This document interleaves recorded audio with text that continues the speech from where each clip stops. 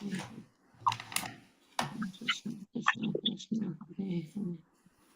कृष्ण माता जी।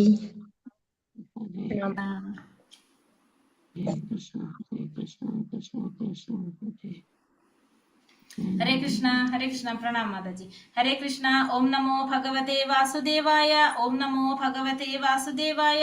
ओम नमो भगवते वासुदेवाय। ओम अज्ञानतिमिरान्धस्य ज्ञानाञ्जनाशलाकया चक्षुरुन्मीलितं येन तस्मै श्रीगुरवे नमः। नमो विष्णुपादाय कृष्णप्रेष्ठाय भूतले श्रीमते भक्तिवेदान्त स्वामिनिधि नामिने। नमस्ते सारस्वते देवे गौरवाणी प्रचारिणे निर्विशेष शून्यवादी पाश्चात्यदेशधारिणे। जय श्री कृष्ण चैतन्य प्रभु नित्यानंद श्री अद्वैत गदाधर श्रीवासादि गौर भक्त वृंद।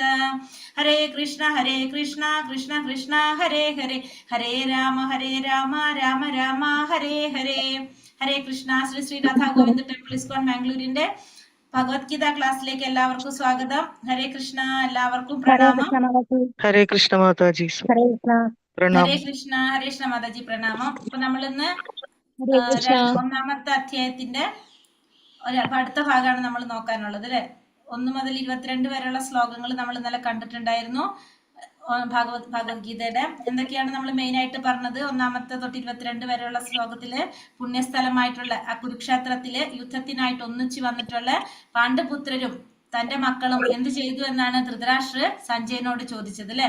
അങ്ങനെ പാണ്ഡവ സൈന്യത്തിന്റെ ആ വിന്യാസം അത് ദുര്യോധനൻ ദ്രോണാചാര്യരുടെ അടുത്തെത്തിയിട്ട് പറഞ്ഞു കൊടുക്കാണ് എങ്ങനെയാണെന്നുള്ളത്. പിന്നെ ദ്രോണാചാര്യരുടെ ശിഷ്യനായിട്ടുള്ള ദ്രുപദന്റെ പുത്രൻ അതായത് ദൃഷ്ടദ്യുമ്നൻ ഒരുക്കിയ പാണ്ഡവ സൈന്യത്തെ കുറിച്ചും ആര് പറയുന്നുണ്ട്? ദുര്യോധനൻ അവിടെ പറഞ്ഞു കൊടുക്കുന്നുണ്ട്.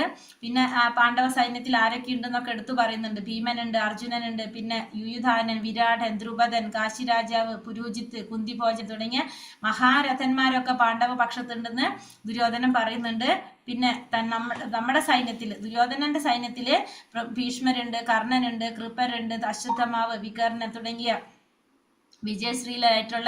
വിജയശീലരായിട്ടുള്ള യോദ്ധാക്കളൊക്കെ ഉണ്ടെന്നുള്ളത് ദുര്യോധനൻ ദ്രോണാചാര്യരോട് പറയുന്നുണ്ട്. പിന്നെ പറയുന്നുണ്ട് ഭീഷ്മരാൽ സംരക്ഷിക്കപ്പെടുന്ന കൗരവ സൈന്യം അളവറ്റതാണെന്നും ഭീമനാൽ സംരക്ഷിക്കുന്ന പാണ്ഡവ സൈന്യം എങ്ങനെ അത് പരിമിതമാണെന്നും ആര് പറയാണ്? ദുര്യോധനൻ വിലയിരുത്താണ് ചെയ്യുന്നത്. എല്ലാ യോദ്ധാക്കളും ഭീഷ്മ പിതാമഹന് പിന്തുണ നൽകണമെന്നും അദ്ദേഹം എല്ലാവരോടും ആവശ്യപ്പെടുന്നുണ്ട്. പിന്നെ അതിനുശേഷം ശംഖനാദം മുഴക്കുന്നതിനെ കുറിച്ചൊക്കെ പറഞ്ഞു.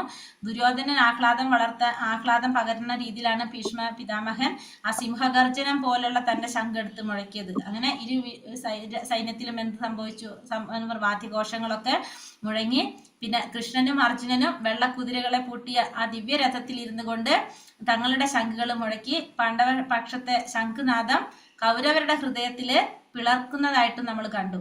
പിന്നെ യുദ്ധം തുടങ്ങാറായപ്പോ ഇവിടെ എന്താണ് പറഞ്ഞ? ഹനുമാന്റെ കൊടിയടയാളത്തെ കുറിച്ചും പറഞ്ഞു അല്ലെ. രഥത്തിലിരുന്ന് ആ ഹനുമാന്റെ കൊടിയടയാളമുള്ള രഥത്തിൽ ഇരുന്നിട്ടാണ് അർജുനൻ വില്ലെടുത്ത് യുദ്ധം ചെയ്യാനായിട്ട് വന്നവരെ നിരീക്ഷിക്കുന്നതിനായിട്ട് തന്റെ രഥം 2 സൈന്യങ്ങൾക്കും മധ്യത്തിൽ കൊണ്ടു നിർത്താൻ ഭഗവാനോട് ആവശ്യപ്പെടുന്നത്. അതുവരെയാണ് നമ്മൾ പറഞ്ഞത് അല്ലെ. അത്രയല്ലേ നമ്മൾ എടുത്തത്. ഇന്നലെ പറഞ്ഞതിൽ എന്തെങ്കിലും സംശയങ്ങൾ ഉണ്ടോ ആർക്കെങ്കിലും?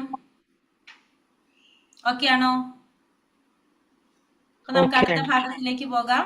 ഹരേ കൃഷ്ണ. അപ്പൊ ഇന്ന് 2ാമത്തെ ഭാഗം 1ാമത്തെ അധ്യായത്തിലെ 2ാമത്തെ ഭാഗം 22 വരെ അല്ലേ എടുത്തത്? നമ്മൾ എത്ര വരെ എടുത്തത്? എത്ര ശ്ലോകം വരെ എടുത്തുന്നല്ലേ? 22 വരെ അല്ലേ. ഹരേ കൃഷ്ണ. കറക്റ്റ് വന്നല്ലോ. 23ാമത്തെ ശ്ലോകമാണ് ഇനി തുടങ്ങേണ്ടത് അല്ലെ. ഹരേ കൃഷ്ണ. ഓം നമോ ഭഗവതേ വാസുദേവായ. ശ്ലോകം 23. യോത്സ്യമാനാനവേക്ഷേഹം യാ ഏതേത്ര സമാഗതഃ ധാർതരാഷ്ട്രസ്യ ദുർബുദ്ധിർ യുദ്ധേ പ്രിയചികീർഷവഃ. ദുർബുദ്ധിയായ ധൃതരാഷ്ട്രപുത്രനെ സന്തോഷിപ്പിക്കാനായി യുദ്ധത്തിനായി വന്നവരെ ഞാനൊന്ന് കാണട്ടെ. അപ്പൊ 2 സൈന്യത്തിന്റെ സെന്ററിൽ രഥം കൊണ്ട് നിർത്താൻ പറഞ്ഞിട്ട് അർജുൻ എന്താ പറഞ്ഞത്? ആ ദുർബുദ്ധിയായിട്ടുള്ള ധൃതരാഷ്ട്രപുത്രന്റെ ദുര്യോധനെ സന്തോഷിപ്പിക്കാനായിട്ട് ആ യുദ്ധത്തിന് ഒരുങ്ങി വന്നവർ ആരൊക്കെയാണെന്ന് ഞാനൊന്ന് കാണട്ടെ എന്നാണ് അർജുനൻ ഭഗവാനോട് പറയുന്നത്. ദുര്യോധനൻ പിതാവായ ധൃതരാഷ്ട്രന്റെ സഹായത്തോടെ പാണ്ഡവരുടെ രാജ്യം കൈയടക്കാൻ കുടിലതന്ത്രങ്ങൾ പ്രയോഗിക്കുകയാണെന്നത് ഏവർക്കും അറിയാവുന്ന ഒരു രഹസ്യമാണ്. അപ്പൊ എല്ലാവർക്കും അറിയാവുന്ന ഒരു രഹസ്യമാണെന്ത്? ദുര്യോധനൻ എന്താ ചെയ്യുന്നത്? ധൃതരാഷ്ട്രന്റെ സഹായത്തോടെ, പിതാവായിട്ടുള്ള ധൃതരാഷ്ട്രയുടെ സഹായത്തോടെ ആ പാണ്ഡവരുടെ രാജ്യം മുഴുവൻ കൈയടക്കി വയ്ക്കാനായിട്ട് കുടില തന്ത്രങ്ങൾ പ്രയോഗിക്കുകയാണെന്നുള്ളത് എല്ലാവർക്കും അറിയുന്ന കാര്യമാണ്. എന്നിട്ടും അതിനുവേണ്ടി കൂട്ടുനിൽക്കുന്നത് ആരൊക്കെയാണെന്ന് അറിയാനാണ് ആരാഗ്രഹിച്ചത്? അർജുനൻ ആഗ്രഹിക്കുന്നത്. അല്ലാതെ ആ യുദ്ധക്കളത്തിൽ ചെന്നിട്ട് അവരോട് ഒത്തുതീർപ്പുണ്ടാക്കാനല്ല അർജുനൻ ആഗ്രഹിക്കുന്നത്. ഇതെല്ലാ കാര്യങ്ങളും അറിഞ്ഞിട്ടും പിന്നെയും ആരൊക്കെയാണ് ദുര്യോധനന് കൂട്ടുനിൽക്കുന്നതെന്ന് അറിയാനാണ് ഇവിടെ അർജുനൻ ആഗ്രഹിച്ചത്. സഞ്ജയ ഉവാച ഏവ മുക്തോ ഋഷികേശോ ഗുഡാകേശേന ഭാരത സേനയോരുഭയോർമധ്യേ സ്ഥാപയിത്വാ രഥോത്തമം. സഞ്ജയൻ പറഞ്ഞു, ഹേ ഭാരതപുത്ര, അർജുനന്റെ വാക്കുകേട്ടിട്ട് കൃഷ്ണ ഭഗവാൻ ശ്രേഷ്ഠമായ രഥത്തെ ഇരു സൈന്യങ്ങൾക്കും നടുവിൽ കൊണ്ടു നിർത്തി. അപ്പൊ സഞ്ജയൻ പറയാണ്, അർജുനന്റെ ഈ സംസാരം കേട്ടുകൊണ്ട് ഭഗവാൻ എന്ത് ചെയ്തു? ആ രഥത്തെ രണ്ട് സൈന്യങ്ങളുടെ നടുക്ക് കൊണ്ടു നിർത്തി കൊടുത്തു. ഗുഡാകം എന്നാൽ നിദ്ര, നിദ്രയെ ജയിച്ചവൻ ഗുഡാകേശൻ. നിദ്ര അജ്ഞാനത്തെയും സൂചിപ്പിക്കുന്നു. കൃഷ്ണനുമായുള്ള സൗഹൃദം മൂലം അർജുനൻ നിദ്രയെയും അജ്ഞാനത്തെയും കീഴടക്കുന്നു. അപ്പൊ ഗുഡാകം എന്ന് വെച്ചാൽ എന്താർത്ഥം? നിദ്ര എന്നാണ്. നിദ്ര എന്ന് വെച്ചാല് നിദ്രയെ ജയിക്കുന്നവനാണ് ആര്? ഗുഡാകേശൻ. നിദ്ര എന്ന് പറഞ്ഞ അജ്ഞാനത്തെയും സൂചിപ്പിക്കുന്നതാണ് എന്ത്? നിദ്ര. അപ്പൊ കൃഷ്ണനുമായിട്ടുള്ള സൗഹൃദം കൊണ്ട് അർജുനന് നിദ്രയെയും അജ്ഞാനത്തെയും കീഴടക്കാനായിട്ട് സാധിച്ചിരിക്കുന്നു. ഭക്തൻ ഉണർന്നിരിക്കുമ്പോഴും ഉറങ്ങുമ്പോഴും ഒരുപോലെ ഭഗവാൻ കൃഷ്ണന്റെ നാമരൂപ ഗുണ ലീലകൾ എന്നിവയെ പറ്റി ചിന്തിക്കാതിരിക്കാൻ കഴിയില്ല. അപ്രകാരം ഒരു കൃഷ്ണ ഭക്തന് കൃഷ്ണനെ പറ്റി ചിന്തിച്ചുകൊണ്ട് തന്നെ നിദ്രയെയും അജ്ഞാനത്തെയും ജയിക്കാം. ഇതിനെ കൃഷ്ണാവബോധം അഥവാ സമാധി എന്ന് പറയും. ഒരു ഭക്തൻ ഉണർന്നിരിക്കുമ്പോഴും ഉറങ്ങുമ്പോഴും എങ്ങനെയാണ്? ഭഗവാനെ കുറിച്ച് തന്നെ ചിന്തിച്ചു കൊണ്ടിരിക്കുകയാണ്. നാമരൂപ ഗുണ ലീലകളെല്ലാം ചിന്തിച്ചു കൊണ്ടേയിരിക്കുകയാണ്. അങ്ങനെ ചിന്തിക്കാതിരിക്കാൻ ആർക്ക് സാധിക്കില്ല? ഒരു ഭക്തന് സാധിക്കില്ല. അതുകൊണ്ട് തന്നെ അങ്ങനെ നിരന്തരം ഭഗവാനെ കുറിച്ച് ചിന്തിച്ചു കൊണ്ടിരിക്കുന്നത് കൊണ്ട് ഒരു ഭക്തന് നിദ്രയെയും അജ്ഞാനത്തെയും ജയിക്കാനായിട്ട് സാധിക്കും. അതിനെ നമുക്ക് എന്ത് പറയാം? കൃഷ്ണാവബോധം അഥവാ സമാധി എന്ന് പറയാനായിട്ട് സാധിക്കും. ഭീഷ്മദ്രോണ പ്രമുഖത സർവേഷാം ച മഹീക്ഷിതാം ഉവാച പാർത്ഥ പാശ്ചൈതാൻ സമവേദാൻ കുരുനിതി. ഭീഷ്മദ്രോണാദികളെയും മറ്റു രാജാക്കന്മാരുടെയും മുന്നിൽ വെച്ച് ഭഗവാൻ ഇങ്ങനെ പറഞ്ഞു, പാർത്ഥ, ഇവിടെ ഒത്തുകൂടിയ കുരുവംശജരെ നോക്കൂ. അപ്പൊ ഭീഷ്മദ്രോണാദികളെ, ഭീഷ്മരെ ദ്രോണാദികളുടെ ഒക്കെ മുന്നിൽ വെച്ചുകൊണ്ട് മറ്റു രാജാക്കന്മാരുടെ ഒക്കെ മുന്നിൽ വെച്ചിട്ട് ഭഗവാൻ പറയാണ് അർജുനനോട്, പാർത്ഥ, ഇവിടെ ഒത്തുകൂടിയ കുരുവംശജരെ ഒന്ന് നോക്കൂ. ഇപ്പൊ അവിടെ പറയുന്നത് അർജുനനെ സംബന്ധിച്ചിടത്തോളം പാർത്ഥ അല്ലെങ്കിൽ കുന്തിപുത്ര എന്ന സംബോധന സാരവത്താണ്. തന്റെ പിതാവായ വസുദേവരുടെ സഹോദരിയുടെ മകനായതുകൊണ്ടാണ് താൻ അർജുനന്റെ തേരാളി പദം സ്വീകരിച്ചതെന്ന് ഒരു സുഹൃത്ത് എന്ന നിലയിൽ കൃഷ്ണൻ അർജുനനെ അറിയിക്കുന്നു. അപ്പോൾ അർജുനനോട് ഭഗവാൻ പറയാണ് എന്തുകൊണ്ടാണ് താൻ സാരഥിയായിട്ട് തേരാളി പദം സ്വീകരിച്ചതെന്ന് പറയാണ്. എന്തുകൊണ്ടാണ്? തന്റെ പിതാവായ സഹോദരി വാസുദേവരുടെ സഹോദരി പുത്രനായതുകൊണ്ടാണ് ഞാൻ തന്റെ തേരാളി പദം സ്വീകരിച്ചതെന്നുള്ളത് ഒരു സുഹൃത്ത് എന്ന നിലയിൽ അർജുനനോട് ഭഗവാൻ അറിയിക്കാണ്. കുരുക്കളെ നോക്കൂ എന്ന വാക്ക് പിതൃ സഹോദരി പുത്രനിൽ നിന്ന് ഇത്തരം ഒരു പെരുമാറ്റം ആര് പ്രതീക്ഷിച്ചിരുന്നില്ല? ഭഗവാൻ പ്രതീക്ഷിച്ചിരുന്നില്ല. അതുകൊണ്ട് അർജുനന്റെ ആ മനോഭാവത്തെ സൗഹൃദപൂർവമായിട്ട് ഒരു പ്രവചനമായിട്ടാണ് ഇവിടെ ആര് പറയുന്നത്? ഭഗവാൻ കാണിക്കുന്നത്. തത്ര പശ്യത്സിതാൻ പാർത്ഥാൻ പിതൃനാഥാ പിതാമഹാൻ ആചാര്യാൻ മാതുലാൻ ഭ്രാതൃപുത്രാൻ പൗത്രാൻ സഖീംസ്തഥാ ശ്വശുരാൻ സുഹൃദശ്ചൈവ സേനയോരുഭയോരഭി. ആ യുദ്ധരംഗത്തിൽ ഇരു സൈന്യങ്ങളുടെയും മധ്യത്തിൽ പിതൃതുല്യരെയും പിതാമഹന്മാരെയും ഗുരുജനങ്ങളെയും മാതുലന്മാരെയും സഹോദരന്മാർ, മക്കൾ, പുത്രന്മാർ, സുഹൃത്തുക്കൾ, ഭാര്യാപിതാക്കന്മാർ എന്നിവരെയും അർജുനൻ കണ്ടു. അപ്പൊ അർജുനൻ ആരൊക്കെയാണ് ആ യുദ്ധരംഗത്തിൽ കണ്ടതെന്നുള്ളതാണ് ഇനി പറയുന്നത്. ആരൊക്കെ കണ്ടു? പിതൃതുല്യരെ, പിതാമഹന്മാരെ, ഗുരുജനങ്ങളെ, മാതുലന്മാര്, സഹോദരന്മാര്, അവരുടെ മക്കള്, സഹോദരന്മാര്, മക്കള്, പൗത്രന്മാര്, സുഹൃത്തുക്കള്, ഭാര്യാപിതാക്കന്മാര്, ഇവരൊക്കെ ആര് കാണാണ്? ആ യുദ്ധത്തില് യുദ്ധത്തിൽ വന്നിരിക്കുന്ന, യുദ്ധം ചെയ്യാനായിട്ട് വന്നിരിക്കുന്നവരായിട്ട് അർജുനൻ കാണാണ്. താൻ സമീക്ഷ്യസ്യ കൗന്ദേയ സർവാൻ ബന്ധൂനവസ്ഥിതാൻ കൃപയാ പരയാവിഷ്ടോ വിഷീദന്നിതമബ്രവീത്. ഇങ്ങനെ പല വിധത്തിലും തനിക്ക് ബന്ധുക്കളായുള്ളവരെ അവിടെ കണ്ടപ്പോൾ കരുണാഭരിതനായി തീർന്ന കുന്തിപുത്രൻ പറഞ്ഞു. അങ്ങനെ എല്ലാ വിധത്തിലും ഭഗവാൻ അർജുനന്റെ ബന്ധുക്കളെയാണ് അർജുനൻ അവിടെ കണ്ടത്. അപ്പൊ അത് കണ്ടപ്പോ കരുണാഭരിതനായി തീർന്നുകൊണ്ട് അർജുനൻ പറയാണ്, അർജുന ഉവാച ദൃഷ്ടേമം സ്വജനം കൃഷ്ണ യുയുത്സും സമുപസ്ഥിതം സീതന്തി മമ ഗാത്രാണി മുഖം ച പരിശുഷ്യതി. അർജുനൻ പറഞ്ഞു, യുദ്ധത്തിനൊരുങ്ങി വന്നിട്ടുള്ള ഈ ബന്ധുമിത്രാദികളെ കണ്ടിട്ട് എൻ്റെ അവയവങ്ങൾ തളരുന്നു, മുഖം വരളുന്നു. അപ്പൊ അർജുനൻ എന്താ പറയുന്നത്? ഈ യുദ്ധത്തിനൊരുങ്ങി വന്നിട്ടുള്ള എൻ്റെ ഈ ബന്ധുമിത്രാദികളെ കണ്ടിട്ട് എൻ്റെ അവയവങ്ങളെല്ലാം തളർന്നു തുടങ്ങി, എൻ്റെ മുഖമാണെങ്കിലോ വരളാൻ തുടങ്ങി എന്നാണ് പറയുന്നത്. പരമദിവ്യോത്തമ പുരുഷനിൽ അചഞ്ചലമായ വിശ്വാസമുള്ളവന് ദേവന്മാരുടെ ഗുണങ്ങളെല്ലാം ഉണ്ട്. എന്നാൽ ഭഗവത് ഭക്തനല്ലാത്ത ഒരാൾക്ക് വില കുറഞ്ഞ ഭൗതിക ഗുണങ്ങൾ മാത്രമേ ഉള്ളൂ. അയാൾ മാനസിക മേഖലകളിലൂടെ അലഞ്ഞു തിരിയുന്നത് കൊണ്ട് എങ്ങുമെത്താതെ വെട്ടിത്തിളങ്ങുന്ന ഭൗതിക ശക്തിയാൽ ആകൃഷ്ടനായി പോകുമെന്നതിൽ സംശയമില്ല. അപ്പൊ ഭഗവാനില് അചഞ്ചലമായ വിശ്വാസമുള്ളവൻ എന്തുണ്ട്? ദേവന്മാരുടെ എല്ലാ ഗുണങ്ങളും ഉണ്ടാവും. പക്ഷെ ഭഗവാന്റെ ഭക്തനല്ലാത്ത ഒരാൾക്കാണെങ്കിലോ വില കുറഞ്ഞ ഭൗതിക ഗുണങ്ങൾ മാത്രമേ ഉണ്ടാകുള്ളൂ. അപ്പോ മാനസിക മേഖലകളിലൂടെ അലഞ്ഞു തിരിയുന്നത് കൊണ്ട് എങ്ങും എത്താതെ വെട്ടിത്തിളങ്ങുന്ന ഭൗതിക ശക്തിയാൽ ആകൃഷ്ടനായി പോകുന്നതില് യാതൊരു സംശയവുമില്ല. എങ്ങനെയുള്ളവര്? ഭൗതിക ഗുണങ്ങൾ മാത്രമുള്ളവര്.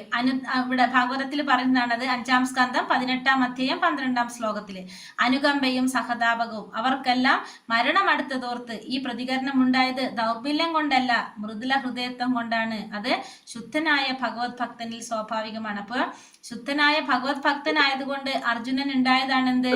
ആ മൃദുല ഹൃദയത്വം. അത് ദൗർബല്യം കൊണ്ടല്ല അത് ഉണ്ടായതെന്ന് ഇവിടെ എടുത്തു പറയാണത്. വേപതുശ്ച ശരീരേ മേ രോമഹർഷശ്ച ജായതേ ഗാണ്ഡീവം സംസദേ ഹസ്താത്യുക്ചൈവ പരിദഹ്യതേ.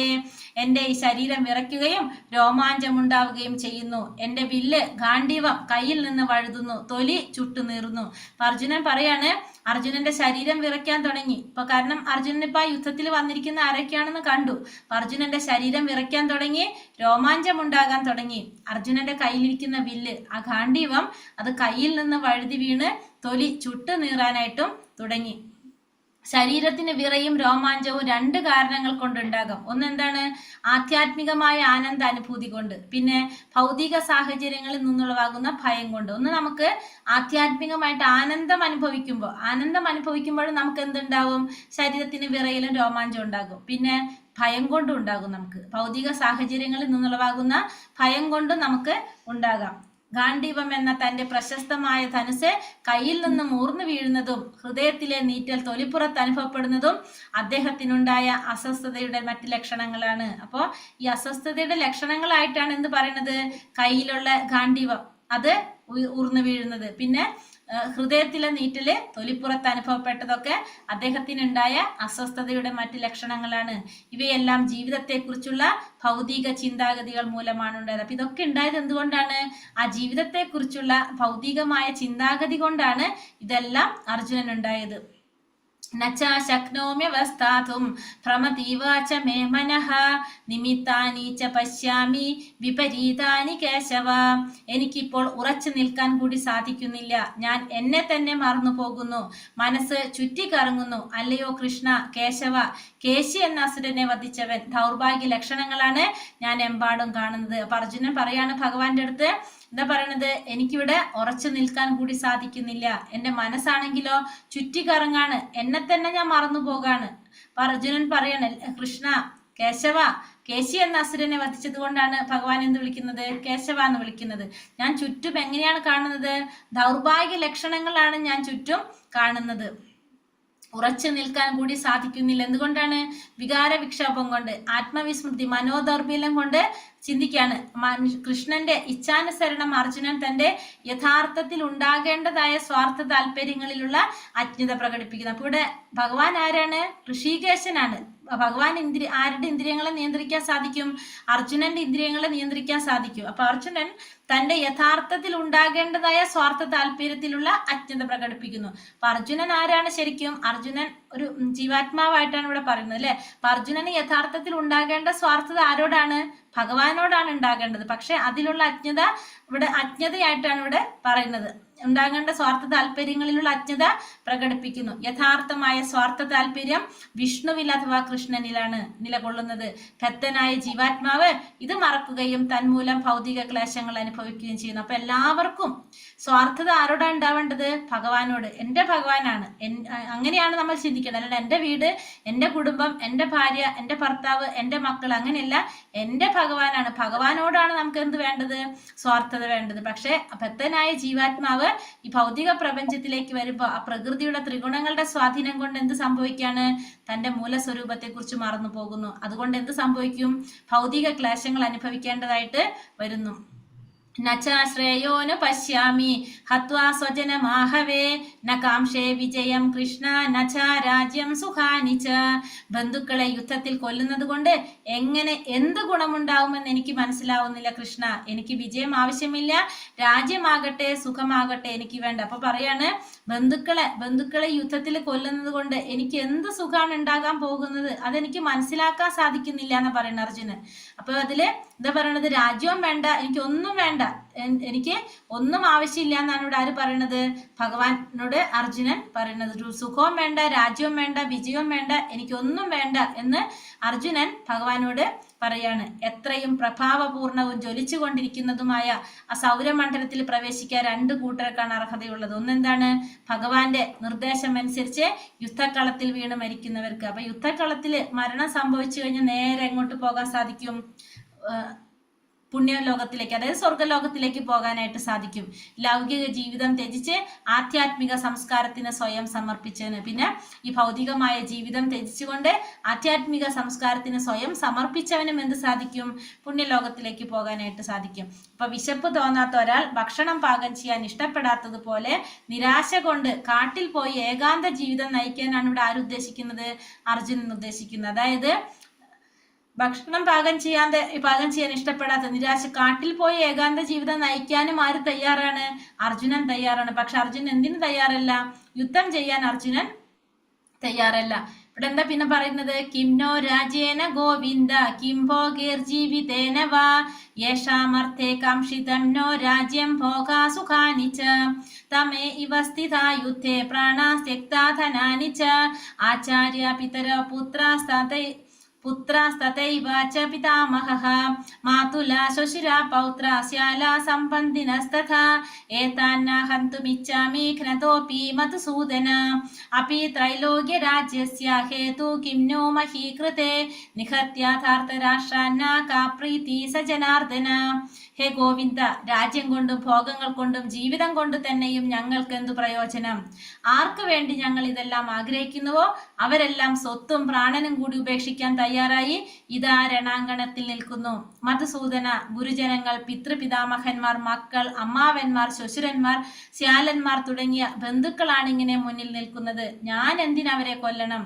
അവരെ വധിക്കുകയിൽ ത്രൈലോക്യമാകെ നേടാമെന്ന് വന്നാലും ഞാൻ അവരോട് യുദ്ധം ചെയ്യാനില്ല. പിന്നെ എങ്ങനെയാണ് വെറും മണ്ണിന് വേണ്ടി അവരെ കൊല്ലാനാവുക? ജനാർദ്ദന, ധാതരാഷ്ട്രന്മാരെ ഹിംസിച്ചിട്ട് ഞങ്ങൾക്ക് എന്ത് സുഖം കിട്ടാനാണ്? അപ്പൊ അർജുനൻ ചോദിക്കുകയാണ് ഭഗവാന്റെ അടുത്ത്, ഹേ ഗോവിന്ദ, രാജ്യം കൊണ്ടും ഭോഗങ്ങൾ കൊണ്ടും ജീവിതം കൊണ്ട് തന്നെയും ഞങ്ങൾക്ക് എന്ത് പ്രയോജനമാണുള്ളത്? കാരണം ആർക്ക് വേണ്ടിയാണോ ഞങ്ങൾ ഇതെല്ലാം ആഗ്രഹിക്കുന്നത് അവരെല്ലാം സ്വത്തും പ്രാണനും എല്ലാം ഉപേക്ഷിക്കാൻ തയ്യാറായിട്ട് ഈ രണാങ്കണത്തില് യുദ്ധഭൂമിയിൽ വന്ന് നിൽക്കാണ്. അപ്പൊ മധുസൂദന, ഗുരുജനങ്ങള്, പിതാമഹന്മാര്, മക്കള്, അമ്മാവന്മാര്, ശ്വശുരന്മാര്, ശ്യാലന്മാര് തുടങ്ങിയ ബന്ധുക്കളാണ് ഇങ്ങനെ മുന്നിൽ നിൽക്കുന്നത്. അപ്പൊ ഞാൻ എന്തിനാണ് അവരെ കൊല്ലുന്നത്? അവരെ വധിക്കുമ്പോ ഈ 3 ലോകം തരാന്ന് പറഞ്ഞാലും ഞാൻ എന്തിനില്ല അവരോട് യുദ്ധം ചെയ്യാനില്ല. പിന്നെ വെറുതെ എങ്ങനെയാണ് വെറും മണ്ണിന് വേണ്ടി അവരെ കൊല്ലാൻ സാധിക്കുന്നത്? അപ്പൊ ഇവരെ കൊന്നിട്ട് എന്താ പറഞ്ഞ, ഇവരെ ഹിംസിച്ചിട്ട് ഞങ്ങൾക്ക് എന്ത് സുഖം കിട്ടാനാണ്? എന്തിനാണ് ഇതൊക്കെ ചെയ്യുന്നത് എന്നാണ് ഇവിടെ ആര് പറയുന്നത്? അർജുനൻ പറയുന്നത്. ഗോവിന്ദ, ഇവിടെ ഭഗവാനെ വിളിക്കുകയാണ് ഗോവിന്ദ. ഗോക്കൾക്കും ഇന്ദ്രിയങ്ങൾക്കും ആനന്ദം പ്രദാനം ചെയ്യുന്നവനാണ് ആര്? ഗോവിന്ദൻ. നമ്മുടെ ഇന്ദ്രിയ സംതൃപ്തിയല്ല, ഗോവിന്ദന്റെ ഇന്ദ്രിയ സന്തർപ്പണത്തിന് ശ്രമിക്കുന്നതാകിയാൽ നമ്മുടെ ഇന്ദ്രിയങ്ങൾ സ്വാഭാവികമായി തൃപ്തി അടഞ്ഞുകൊള്ളും. അപ്പൊ നമ്മുടെ ഇന്ദ്രിയങ്ങളുടെ തൃപ്തിയല്ല നോക്കുന്നത്. ആരുടെ ഇന്ദ്രിയങ്ങളെയാണ് സന്തോഷിപ്പിക്കാൻ നോക്കുന്നത്? ഭഗവാന്റെ ഇന്ദ്രിയങ്ങളെ സന്തോഷിപ്പിക്കാൻ നോക്കുമ്പോൾ നമ്മുടെ ഇന്ദ്രിയങ്ങൾക്കും എന്ത് സാധിക്കും? സ്വാഭാവികമായിട്ട് തൃപ്തി അടയാൻ സാധിക്കും. അപ്പോൾ ഇന്നലെ നമ്മൾ പറഞ്ഞല്ലേ, ഭഗവാന്റെ അംശമാണ് നമ്മള്. അതേപോലെ തന്നെ ഭഗവാന്റെ അംശമാണ് നമ്മള്. ഭഗവാന്റെ ഇന്ദ്രിയങ്ങളുടെ അംശമാണ് എന്ത്? നമ്മുടെ ഇന്ദ്രിയങ്ങൾ. അപ്പൊ ഭഗവാന്റെ ഇന്ദ്രിയങ്ങളെ സന്തോഷിപ്പിച്ചാൽ നമുക്ക് എന്ത് സാധിക്കും? നമ്മുടെ ഇന്ദ്രിയങ്ങളും സ്വാഭാവികമായിട്ട് സംതൃപ്തിപ്പെടും. പാപമേവാശ്രയ തസ്മാൻ ഹത്വൈതാനാദായിനഃ തസ്മന്നാർഹാവയം ഹന്തും ധാർത്തരാഷ്ട്രാൻ സബാന്ധവാൻ. അക്രമികളായി ഇവരെ കൊന്നാൽ ഞങ്ങൾക്ക് പാപമായിരിക്കും നേട്ടം. ധൃതരാഷ്ട്ര പുത്രന്മാരെയും സുഹൃത്തുക്കളെയും ഹിംസിക്കുക എന്നത് ഞങ്ങൾക്ക് ഉചിതമല്ല. അല്ലയോ മാധവ, സ്വന്തം ബന്ധുക്കളെ കൊന്നിട്ട് എന്ത് നേടാനാണ്? ഞങ്ങൾക്ക് എങ്ങനെ സുഖിക്കാൻ കഴിയും? അപ്പൊ അർജുനൻ ചോദിക്കുകയാണ് ഭഗവാനോട്, അക്രമികളായി ഇവരെ കൊന്നു കഴിഞ്ഞാൽ ഞങ്ങൾക്ക് പാപമായിരിക്കും നേട്ടം. കാരണം അവരെ വധിച്ചു കഴിഞ്ഞാൽ എന്താ കിട്ടുക? പാപമാണ് കിട്ടുന്നത്. ധൃതരാഷ്ട്ര പുത്രന്മാരെയും സുഹൃത്തുക്കളെയും ഹിംസിക്കുക എന്നുള്ളത് നമുക്ക് ഒരിക്കലും ഉചിതമായൊരു കാര്യമല്ല. മാത്രമല്ല, സ്വന്തം ബന്ധുക്കളെ കൊന്നിട്ട് എന്ത് നേടാനാണ്? ഞങ്ങൾക്ക് എങ്ങനെയാണ് സുഖിക്കാൻ കഴിയാന്നാണ് ഇവിടെ ആര് ചോദിക്കുന്നത്? അർജുനൻ ചോദിക്കുന്നത്. അപ്പോ വൈദിക പ്രമാണങ്ങൾ അനുസരിച്ച് 6 കൂട്ടരെ നമുക്ക് എന്ത് പറയാം? അക്രമികൾ എന്ന് പറയാം. ആരൊക്കെയാണ്? വിഷം കൊടുക്കുന്നവൻ, വീടിന് തീ വയ്ക്കുന്നവൻ, മാരകായുധങ്ങൾ കൊണ്ട് ആക്രമിക്കുന്നവൻ, സ്വത്ത് കൊള്ളയടിക്കുന്നവൻ, ഭൂമി കയ്യേറുന്നവൻ, അന്യന്റെ ഭാര്യ അപഹരിക്കുന്നവൻ. ഇത്തരം അക്രമികളെ ഉടനെ വധിക്കണം, അതുകൊണ്ട് പാപമില്ല. അപ്പൊ ഈ പറഞ്ഞ 6 തരത്തിലുള്ളവരെ അക്രമികളായിട്ടാണ് നമ്മുടെ വൈദിക പ്രമാണങ്ങളിൽ പറയുന്നത്. അപ്പൊ ഈ 6 കൂട്ടരെ ഉടനെ വധിക്കേണ്ടതാണ്. അപ്പൊ ഇവരെ വധിക്കുന്നത് കൊണ്ട് പാപമില്ല എന്നാണ് പറയുന്നത്. യത്യപേതേന പശ്യന്തി ലോപോപഹത ചേതസഃ കുലക്ഷയാ കൃതം ദോഷം മിത്രദ്രോഹേ ച പാതകം കഥം നാന്യേയമസ്മാഭിः പാപാദസ്മാൻ നിവർത്തിതും കുലക്ഷയാ കൃതം ദോഷം പ്രപശ്യദ്ഭിർജനാർദ്ദന. ജനാർദ്ദന, ലോഭാവേശം കൊണ്ട് ഇവർ ബന്ധുഹിംസയിലും സുഹൃത്തുക്കളോട് പൊരുതുന്നതിലും ദോഷം കാണുന്നില്ലെങ്കിലും കുലക്ഷയത്തിൽ നിന്നുണ്ടാകുന്ന ആപത്തുകളെ കുറിച്ച് അറിവുള്ള നമ്മൾ ഈ പാപകർമ്മങ്ങളിൽ എന്തിന് വ്യാപൃതരാകണം? അപ്പൊ ഇവിടെ അർജുനൻ പറയാണ്, എന്താ പറയണത്? ലോഭാവേശം കൊണ്ട് നമുക്ക് ഭൗതികമായ നമ്മുടെ ആഗ്രഹം, എന്തിനാണ്? രാജ്യത്തിന് വേണ്ടിയിട്ടാണ് യുദ്ധം നടക്കുന്നത് അല്ലെ? ആ ലോഭാവേശം കൊണ്ട് ബന്ധുഹിംസയിലും സുഹൃത്തുക്കളോട് പൊരുതുന്നതിലും നമ്മൾ ദോഷം കാണുന്നില്ലെങ്കിലും കുലക്ഷയത്തിൽ നിന്നുണ്ടാകുന്ന ആപത്തുകളെ കുറിച്ച് അറിവുള്ള നമ്മള് ഈ പാപകർമ്മങ്ങളിൽ എന്തിന് വ്യാപൃതരാകണം? അവർക്കൊന്നും അറിയുണ്ടാവില്ലായിരിക്കും, പക്ഷെ നമുക്കറിയാലോ കുലക്ഷയം കൊണ്ട് നമുക്ക് ഉണ്ടാകുന്ന ആപത്തുകളെ കുറിച്ച് നമുക്കറിയാലോ. അപ്പൊ നമ്മൾ എന്തിനാണ് ഈ പാപകർമ്മങ്ങളിൽ വ്യാപൃതരാകണം എന്നാണ് ചോദിക്കുന്നത്. കാരണം ദുര്യോധനാദികൾ അത് ശ്രദ്ധിക്കണമെന്നില്ല, പക്ഷെ നമുക്കറിയാം അതിന്റെ ദോഷങ്ങൾ എന്തൊക്കെയാണെന്ന്. അപ്പൊ അതുകൊണ്ട് നമ്മൾ എന്തിനാണ് അത്തരത്തിലുള്ള പാപകർമ്മങ്ങള് ചെയ്യുന്നതെന്നാണ് അർജുനൻ ഭഗവാനോട് ചോദിക്കുന്നത്. വെല്ലുവിളിയുടെ ദുഷ്ഫലങ്ങളെ പറ്റി മറ്റു കക്ഷികൾ പൂർണ്ണമായി ഗ്രഹിച്ചിരിക്കില്ലെന്ന് അദ്ദേഹം വിചാരിക്കുന്നു. അർജുനൻ ഈ ദുഷ്ഫലങ്ങളെ മുഴുവൻ കാണുന്നുണ്ട്, അതുകൊണ്ട് അദ്ദേഹത്തിന് ഈ വെല്ലുവിളി സ്വീകരിക്കാൻ കഴിഞ്ഞില്ല. അപ്പൊ അർജുനൻ ഇതെല്ലാം അറിയാം. അർജുനൻ പറയണം, അവര് ദുര്യോധനാദികള് അതിനെക്കുറിച്ച് മനസ്സിലാക്കുന്നില്ലെങ്കിൽ നമുക്കറിയാലോ, അപ്പൊ നമ്മൾ എന്തിനാണ് യുദ്ധം ചെയ്യുന്നതെന്നാണ് അർജുനൻ ചോദിക്കുന്നത്. അങ്ങനെ ഇരുവശവും ചിന്തിച്ചു നോക്കി അർജുനൻ യുദ്ധം ചെയ്യേണ്ട എന്ന് തീരുമാനിക്കണം. അങ്ങനെ 2 വശം നോക്കിയിട്ട് അർജുനൻ എന്ത് വിചാരിക്കാണ്? യുദ്ധം വേണ്ട എന്ന് തീരുമാനിക്കാണ്. കുലക്ഷയെ പ്രണശ്യന്തി കുലധർമാ സനാതനഃ ധർമ്മേ നഷ്ടേ കുലം കൃഷ്ണ അധർമ്മോഭിഭവത്യുത. വംശം നശിക്കുന്നതോടുകൂടി ഏറെ കാലമായി പുലർത്തിപ്പോന്ന കുലധർമ്മങ്ങൾ നശിക്കുന്നു. അങ്ങനെ ധർമ്മം നശിക്കുമ്പോൾ വംശത്തിൽ ശേഷിക്കുന്നവർ അധാർമിക കൃത്യങ്ങളിൽ ഏർപ്പെടുന്നു. അപ്പൊ വംശം നശിക്കുമ്പോൾ എന്താണ് സംഭവിക്കുന്നത്? ഏറെ കാലമായി പുലർത്തിപ്പോന്ന കുലധർമ്മങ്ങളെല്ലാം നശിച്ചു പോകും. അപ്പൊ ഈ ധർമ്മം നശിക്കുമ്പോൾ വംശത്തിൽ ശേഷിക്കുന്നവർ എന്ത് സംഭവിക്കും? അവരൊക്കെ അധാർമികമായ പ്രവർത്തികളിൽ ഏർപ്പെട്ടു പോകും. ജനനം മുതൽ മരണം വരെ തുടരുന്ന ഈ ശുദ്ധീകരണ പ്രക്രിയ തലമുതിർന്നവരുടെ ചുമതലയിൽ നടത്തപ്പെടുന്നു. അവരെല്ലാം മൃതി അടഞ്ഞാൽ ശുദ്ധീകരണത്തിന് വേണ്ടിയുള്ള കുടുംബാചാരങ്ങൾ നിലയ്ക്കും. ശേഷിച്ച ഇളം തലമുറക്കാർ അധാർമിക സ്വഭാവം കൈക്കൊള്ളുകയും അങ്ങനെ ആത്മീയ മുക്തിക്കുള്ള അവസരം നഷ്ടപ്പെടുകയും ചെയ്യും. അതുകൊണ്ട് വംശപിതാക്കൾ ഒരിക്കലും വധാർഹരല്ല. അപ്പോൾ ഇവിടെ പറയാണ്, ഇപ്പൊ ജനനം മുതൽ നമ്മൾ മരണം വരെ എന്തുണ്ട്? കുറെ ശുദ്ധീകരണ പ്രക്രിയകളുണ്ട്. അത് വീട്ടിൽ ആരാ ചെയ്യുന്നത്? തലമുതിർന്നവരുടെ നേതൃത്വത്തിലാണ് ഇതൊക്കെ നടക്കുന്നത്. അപ്പൊ അവരൊക്കെ മരണം അടഞ്ഞു കഴിഞ്ഞാല് നമ്മളെ ഇത്തരത്തിലുള്ള ശുദ്ധീകരണ പ്രക്രിയകൾ നടത്താനായിട്ട് ആളില്ലാതെ വരും. അപ്പൊ നമ്മളെ കുടുംബാചാരങ്ങളൊക്കെ എന്ത് സംഭവിക്കും? അതൊക്കെ നിലച്ചു പോകും. അപ്പൊ ശേഷിച്ച ഇളം തലമുറക്കാരെന്ത് ചെയ്യും? അധാർമികമായ സ്വഭാവം കൈക്കൊള്ളും. അങ്ങനെ ആത്മീയ മുക്തിക്കുള്ള അവസരം നഷ്ടപ്പെടുകയും ചെയ്യും. അപ്പൊ അതുകൊണ്ട് എന്ത് പാടില്ല? ഈ വംശപിതാക്കൾ ഒരിക്കലും വധിക്കേണ്ടതില്ല എന്നാണ് ആര് പറയുന്നത്? അർജുനൻ പറയുന്നത്. അപ്പൊ അതുകൊണ്ട് അവരെ ഒരിക്കലും വധിക്കേണ്ടില്ല. അധർമാഭിഭവാത് കൃഷ്ണ പ്രതിഷന്ത്യുകുല സ്ത്രീയഃ സ്ത്രീഷു ദുഷ്ടാസു വാർഷ്ണേയ ജായതേ വർണ്ണസങ്കരഃ. അല്ലയോ കൃഷ്ണ, കുലത്തിൽ അധർമ്മം മുന്നിട്ടിരുന്നാൽ സ്ത്രീകൾ ദുഷിച്ചു പോകും. അല്ലയോ വൃഷ്ണികുലത്തിൽ പിറന്നവനെ, സ്ത്രീത്വം ദുഷിച്ചാൽ ആർക്കും വേണ്ടാത്ത കുട്ടികൾ ജനിക്കുന്നു. അപ്പോൾ ഇത്തരത്തില് കുലത്തിൽ അധർമ്മം മുന്നിട്ട് നിന്ന് എന്താ സംഭവിക്കുക? സ്ത്രീകൾ ദുഷിച്ചു പോകും. അപ്പൊ അർജുനൻ പറയാണ് ഭഗവാന്റെ അടുത്ത്, വൃഷ്ണികുലത്തിൽ പിറന്നവനെ സ്ത്രീത്വം ദുഷിച്ചാല് ആർക്കും വേണ്ടാത്ത കുട്ടികൾ ജനിക്കും. അപ്പൊ അതുകൊണ്ട് ഇത് വേണ്ട, ഇതൊന്നും ആവശ്യമില്ല എന്നുള്ളതാണ് ആര് പറയുന്നത്? യുദ്ധത്തിന്റെ ആവശ്യമില്ല എന്നുള്ളതാണ് അർജുനൻ പറയുന്നത്. വർണ്ണാശ്രമത്തിന്റെ വ്യവസ്ഥകൾ സ്ത്രീകളുടെ ചാരിത്രത്തെയും വിശ്വാസ്യതയെയും ആശ്രയിച്ച് നിലനിൽക്കുന്നു. അപ്പൊ ഈ വർണ്ണാശ്രമ ധർമ്മത്തിന്റെ വ്യവസ്ഥകള് സ്ത്രീകളുടെ ചാരിത്രത്തെയും വിശ്വാസ്യതയും കൂടി ആശ്രയിച്ചാണ് നിലനിൽക്കുന്നത്. സ്ത്രീകൾ സ്വതന്ത്രരായി പുരുഷന്മാരുമായി ഇടപെടുകയും പ്രവർത്തിക്കുകയും ചെയ്ത് അനാവശ്യമായ ജനപ്പെരുപ്പം ഉണ്ടാക്കിയേക്കാം. അപ്പോൾ അനാവശ്യമായ ജനപ്പെരുപ്പത്തിന് ആര് കാരണമാകാം? സ്ത്രീകള് കാരണമാകാം. മാത്രമല്ല ഉത്തരവാദിത്തമില്ലാത്ത പുരുഷന്മാരും സമൂഹത്തിൽ വ്യഭിചാര ആസക്തി വളർത്തി ജനപ്പെരുപ്പത്തിന് വഴിവെക്കാം. മനുഷ്യവർഗത്തെ യുദ്ധവും പകർച്ചവ്യാധിയും അടിക്കടി ക്ഷയിപ്പിക്കാനായിട്ട് തുടങ്ങുകയും ചെയ്യും. അപ്പോൾ ഇതൊക്കെ കാരണം കൊണ്ട് അർജുനൻ പറയാണ് യുദ്ധം ചെയ്യണ്ട. കാരണം വംശപിതാക്കള് പൂർവ്വപിതാക്കളാരും എന്ന് പറഞ്ഞ വംശപിതാക്കൾ എന്നല്ല പറഞ്ഞ വംശപിതാക്കൾ ആരും വധാർഹരല്ല എന്നാണ് ഇവിടെ ആര് പറഞ്ഞത്? അർജുനൻ പറയുന്നത്. നമുക്ക് ലാസ്റ്റ് പറയാം. സങ്കരോ നരകായൈവ കുലഘ്നാനാം കുലസ്യ ച പതന്തി പിതരോ ഹേഷ്യാം ലുപ്തപിണ്ഡോദകക്രിയഃ. ആവശ്യമില്ലാത്ത ജനവർദ്ധന ഉണ്ടായാൽ കുടുംബങ്ങൾക്കും കുലപാരമ്പര്യങ്ങൾ കളഞ്ഞു കുളിച്ചവർക്കും ജീവിതം നരകതുല്യമാകും. അധപതിച്ച കുടുംബങ്ങളിലെ പിതൃക്കൾ കാലം തോറും പിണ്ഡമോ ഉദകക്രിയയോ കിട്ടായകയാൽ അധപതിക്കും. അപ്പോൾ അതിന്റെ ഫലമായിട്ട് എന്താ സംഭവിക്കുന്നത്? ആവശ്യമില്ലാത്ത ജനവർദ്ധന ഉണ്ടായിക്കഴിഞ്ഞാൽ കുടുംബങ്ങൾക്ക് കുലപാരമ്പര്യങ്ങൾ കളഞ്ഞു കുളിച്ചവർക്കൊക്കെ ജീവിതം നരകതുല്യമാകുന്നു. മാത്രമല്ല അധപതിച്ച കുടുംബങ്ങളിലെ പിതൃക്കൾക്ക് കാലം തോറും എന്ത് ചെയ്യാൻ ആളുണ്ടാവില്ല? പിണ്ടക്രിയകൾ ഉദകക്രിയകളൊന്നും ചെയ്യാനായിട്ട് ആളില്ലാതെ വരുമ്പോ അതുകൊണ്ട് ഇതൊക്കെ എന്താവും? അധപതിക്കും. പിണ്ടമോ ഉദകക്രിയ കിട്ടാത്തത് കൊണ്ട് എല്ലാ പിതൃക്കൾക്ക് അധപതനം സംഭവിക്കും എന്നാര് പറയാണ് ഇവിടെ? അർജുനൻ പറയണം. അപ്പൊ നമ്മള് അത്തരത്തിലുള്ള കർത്തവ്യങ്ങളെല്ലാം ചെയ്യേണ്ടതാണ് എന്നാണ് ഇവിടെ പറയുന്നത്. കർത്തവ്യങ്ങളെല്ലാം ത്യജിച്ച് മുക്തിദാതാവായ മുകുന്ദന്റെ ചരണകമലങ്ങളിൽ അഭയം തേടിയവർക്ക്, സർവാത്മന ഭക്തിമാർഗം സ്വീകരിച്ചവർക്ക് എന്തില്ല? ദേവന്മാരോടോ ഋഷികളോടോ ജീവജാലങ്ങളോടോ കുടുംബാംഗങ്ങളോടോ പിതൃക്കളോടോ മനുഷ്യരോടോ എന്നിവരോടാകട്ടെ ഒന്നിനോടും ഒരു കടപ്പാടുമില്ല. എല്ലാ ബാധ്യതകളും പരമദിവ്യോത്തമ പുരുഷനായ ഭഗവാന് ഭക്തിയുടെ സേവനത്തിൽ സ്വയമേവ നിറവേറ്റപ്പെടും. ഭാഗവതം 11-ാം സ്കന്ധം 5-ാം അധ്യായം 41-ാം ശ്ലോകത്തിൽ പറയാണ്, അപ്പൊ ഭഗവാന് ഭക്തിയുടെ സേവനം ചെയ്തു കഴിഞ്ഞാൽ ഓട്ടോമാറ്റിക്കലി ദേവന്മാരോടോ ഋഷികളോടോ ജീവജാലങ്ങളോടോ കുടുംബാംഗങ്ങളോടോ പിതൃക്കളോടോ മനുഷ്യരോടുള്ള കടപ്പാടുകളെല്ലാം സ്വയമേവ തന്നെ നിറവേറ്റപ്പെടും. അപ്പൊ പ്രത്യേകം ഓരോരുത്തരോടും പിന്നെ നമുക്ക് എന്തില്ല? ബാധ്യതകളില്ല എന്നുള്ളത് പറയണം ഭഗവാന് ഭക്തിയുടെ സേവനത്തിൽ ഏർപ്പെടുന്നവർക്ക്. ദോഷൈരേതേ കുലഘ്നാനാം വർണ്ണസങ്കരകാരകൈഹി ഉത്സാദ്യത്തെ ജാതിധർമ്മ കുലധർമാശ്ച ശാശ്വതഃ.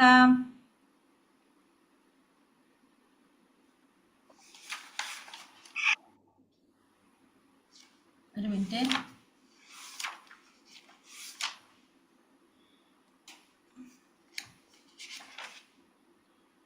കുലധർമാശ്ച ശാശ്വതഃ. കുടുംബ പാരമ്പര്യം നശിപ്പിക്കുന്നവരുടെ ദുഷ്കർമ്മങ്ങളാൽ ആർക്കും വേണ്ടാത്ത ശിശുക്കൾ ഉണ്ടാകുന്നു. തന്മൂലം എല്ലാ തരത്തിലുള്ള സാമൂഹ്യ പുരോഗമന പ്രവർത്തനങ്ങളും ക്ഷേമ പ്രവർത്തനങ്ങളും പാടെ നശിക്കുന്നു. അപ്പൊ ഇവിടെ സംഭവിക്കുന്നത് എന്താണ്?